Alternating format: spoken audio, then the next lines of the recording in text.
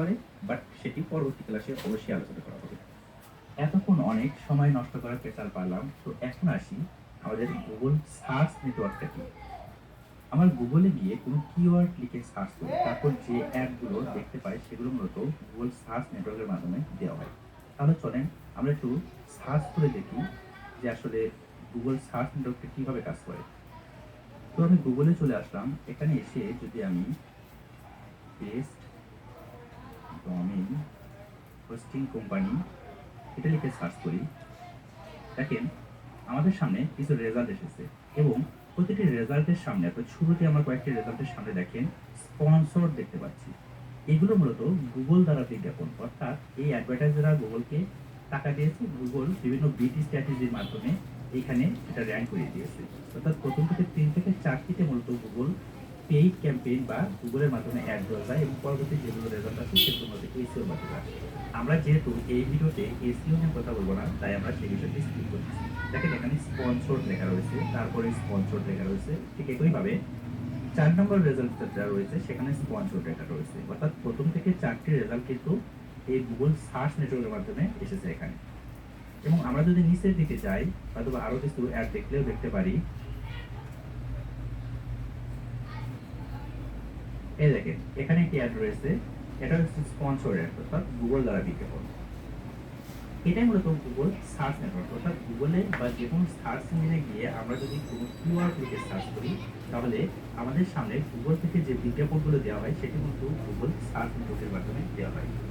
তো আমরা যদি গুগল প্ল্যাটফর্মের বাইরে অর্থাৎ মাইক্রোসফটের যে বিং রয়েছে সেখানে গিয়ে যদি বেস্ট ডোমেইন হোস্টিং ইউএসএ লিখে সার্চ করি, এখানে দেখেন এই যে একটি রেজাল্ট এসেছে সামনে, এখানে ছোট্ট করে রেজাল্টের নিচে দেখেন ছোট্ট করে অ্যাড লেখা রয়েছে। এটি কিন্তু গুগল দ্বারা বিজ্ঞাপন, অর্থাৎ এই বিজ্ঞাপনটা গুগল সার্চ নেটওয়ার্কের মাধ্যমে দেওয়া হয়েছে। এই সার্চ নেটওয়ার্ক বা পিপিসি অ্যাড ক্যাম্পেইন কিভাবে দিতে হয় সেগুলো আমরা পরবর্তীতে আস্তে আস্তে শিখব। এখন আসি গুগল ডিসপ্লে নেটওয়ার্ক দেখব।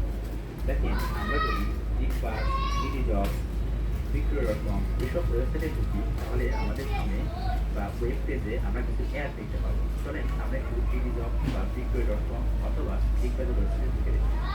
তো আমরা এখানে আসলাম, আসার পর আমরা যদি এখানে ইপ্লাস লিখি, ইপ্লাস লেখার পর বিক্রয় ওয়েবসাইটে আসলাম।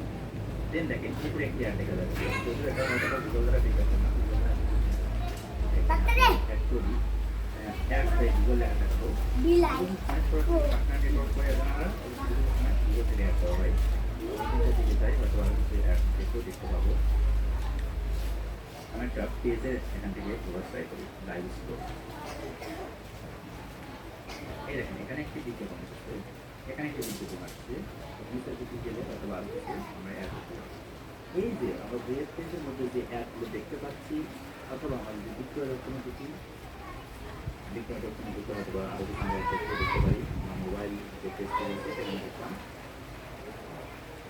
এর উপরে যে অ্যাডটি দেখা যাচ্ছে, নিচের দিকে সাইটে ব্যানার অ্যাড দেখা যাচ্ছে, এই অ্যাডগুলো এবং এই নিচের অ্যাডের যেগুলো এবং উপরের অ্যাডের যেগুলো সেম না, আবার আমরা যদি তৃতীয় পেজে ঢুকি বা তৃতীয় পেজে ঢুকতে পারবো, আরো কিছু অ্যাড পেজও দেখতে পারবো। দেখলাম এই প্রথম পেজে যে অ্যাড দেখা যাচ্ছে এবং শেষের পেজে যে অ্যাড দেখা যাচ্ছে, সেই যদি অ্যাডের ভ্যালু যদি এখন অবশ্যই প্রথম পেজে যে অ্যাড দেখা যাচ্ছে সেটা নিয়ে আমরা আস্তে আস্তে আলোচনা করবো পরবর্তী ক্লাস বলতে, যে কীভাবে আমরা এখানে প্রথমে অ্যাড দেখাতে পারি অথবা শেষের দিকে অ্যাড দেখাতে পারি, এই অ্যাড কীভাবে অপশন হয়। মূলত এই ভিডিও আমার কনসার্ন এটা না, আমি আমাদেরকে এটাই বলতে চাচ্ছি যে আমরা এই উপরের দিকে যে অ্যাড দেখতে পাচ্ছি বা সাইটে অ্যাড দেখতে পাচ্ছি বা নিচের দিকে একটা অ্যাড দেখতে পাচ্ছি, এই অ্যাডগুলো মূলত কীভাবে দেওয়া হয়।